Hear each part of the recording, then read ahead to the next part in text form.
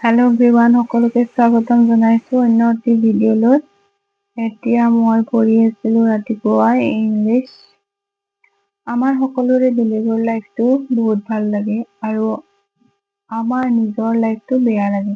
Mostly এনেকুৱাই হয়। সঁচা কথা এইটো যে যিটো লাইফ আমাৰ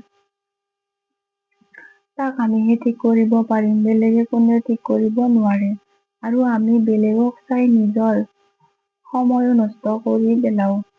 যে তেওঁৰ লাইফত বহুত ভাল হৈ আছে, আমাৰ লাইফত একোৱে ভাল হোৱা নাই। কিন্তু এনেকুৱা একো নাই, যাৰ লাইফ তেওঁৱে চেঞ্জ কৰিব লাগিব, এতিয়া মইহে পঢ়িব লাগিব।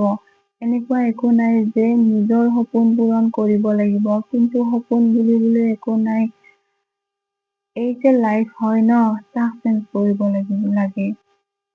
এনেকুৱা লাগে যে এনেকুৱাকে থাকিব মন নাই। আৰু নিজেই ভাবক, যদি নিজৰ লাইফটো আপোনাৰ নিজৰে পচন্দ হোৱা নাই, ত' আমি বেলেগৰ পৰা কি এক্সপেক্টেশ্যন কৰিব পাৰিম, যে তেওঁ আমাৰ লাইফ চেঞ্জ কৰি দিব।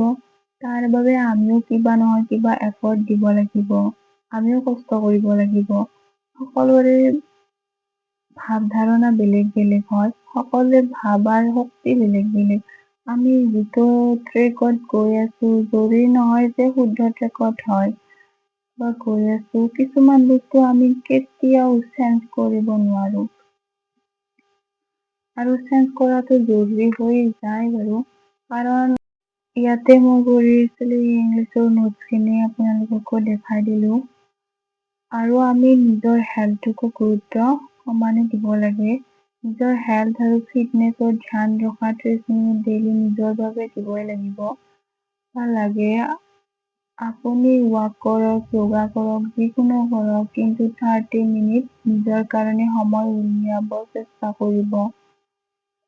ঘৰৰ কাম বনৰ মাজত নিজৰ সপোন পূৰণ কৰিবলৈ কমচে কম 1 ঘণ্টা সময় উলিয়াব পাৰিবই। ভাবিব পাৰে এই 1 ঘণ্টা সময় কি হ'ব, আৰম্ভণি লাহে লাহে হয়। তাৰ পিছত যেতিয়া আপুনি সপোনৰ উৰান একবাৰ দিব ধৰিব, তেতিয়া টাইম নিজক নিজেই উলিয়াব ধৰিব। না কোনোবাই কোৱাৰ পৰা আজিলৈকে টাইম কোনোবাই উলিয়াব পাৰিছে। কাৰোবাক কোৱাতকৈ কোনোবাই মটিভেট কেৱল অলপ সময়ৰ বাবেহে উলিয়াব পাৰে। মটিভেট হ'ব পাৰে। কিন্তু যদি আপুনি আজি এই ভিডিঅ'টোৰ পৰা কিবা শিকিব পাৰিছে, তেন্তে 1 ঘণ্টা নিজৰ বাবে ডেইলি উলিয়াব শিকক। আৰু তাৰ পিছত আপুনি বেলেগৰ পৰা মটিভেট হোৱাৰ প্ৰয়োজন নহয়।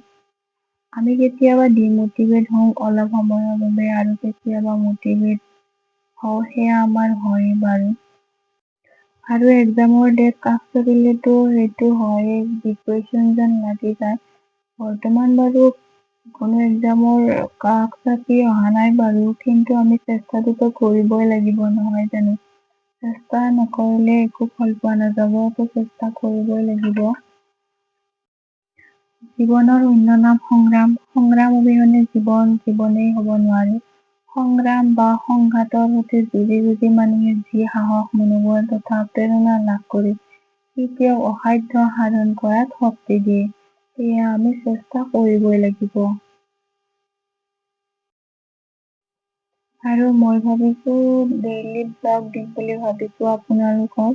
যে মই কি কৰোঁ, কেনেকুৱাকৈ কৰোঁ, আৰু মই কিয় প্ৰিপাৰেচন কৰি আছোঁ, সেইটো আপোনালোকক কোৱাই হোৱা নাই।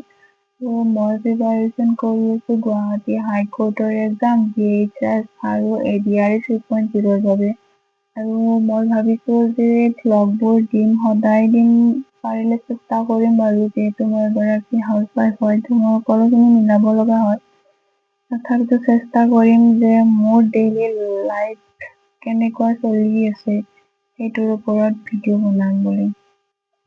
আজিলৈ বাই, লগ পাম অন্য এটি ভিডিঅ'ৰ সৈতে।